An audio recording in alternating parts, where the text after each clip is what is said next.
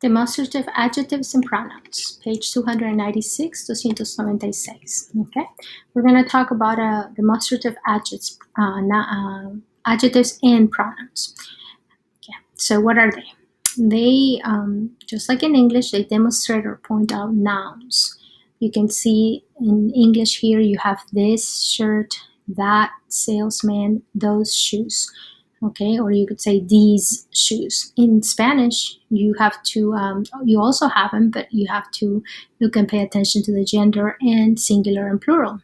Okay, so you have right here in the box your demonstrative adjectives in the masculine, feminine, and masculine plural and feminine plural. And you have 3 layers of them. In English, you only have this, that, these, those. In Spanish, you have 3. You have the ones that are really when you're pointing at something that you can touch and feel, and so that you're really close to the item. You have the middle layer where you're pointing at something that's far away, such as in that and those. And then you have aquel, this one right here, the last layer, which is for demonstrative pronouns that are for items that are very far away, and sometimes you don't even see them. Okay, so you have 3 kinds.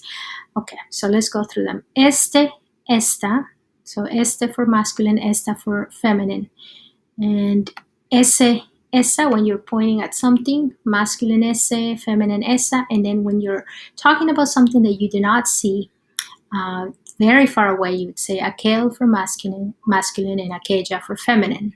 In the plural, you have estos, estas, masculine, feminine, respectively, and again for close, nearby, something you can touch, an item you can touch, like I guess the translation would be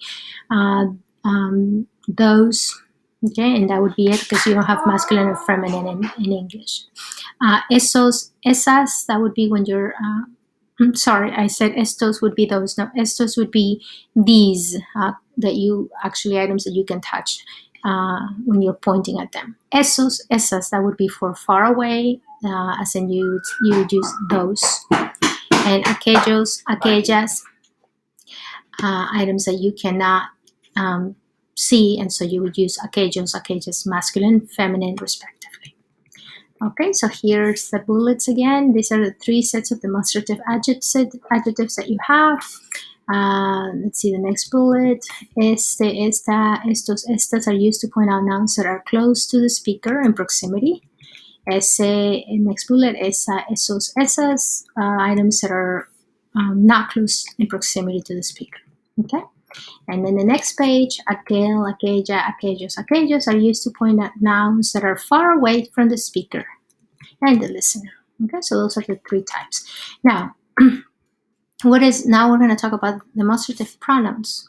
So what are demonstrative pronouns? They're basically the same, except that you're not going to have the nouns that you would have in the demonstrative adjectives. In the demonstrative adjective, you would have, like in the example here, este suéter. So here's your noun sweater, and here's your demonstrative este.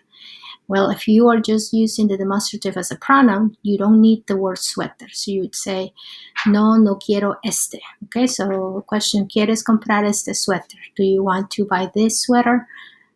Este suéter would be the demonstrative adjective. But in the answer, no quiero este. No, I don't want this one. Este by itself would be a demonstrative pronoun.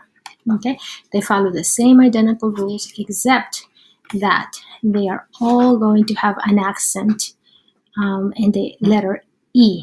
Okay, now I'm not really, I don't make a lot of fuss about the accent, so if you forget the accent, I'm not going to discount any points, but that is the main difference, that you don't use a noun with a demonstrative pronoun and you put an accent. Okay, but they follow the same form for the masculine, the feminine, and singular and plural, and the proximity. Okay, all right, let's see. And that is all. If you would please continue and do intentalo at the bottom of the page of this page, which would be page 297.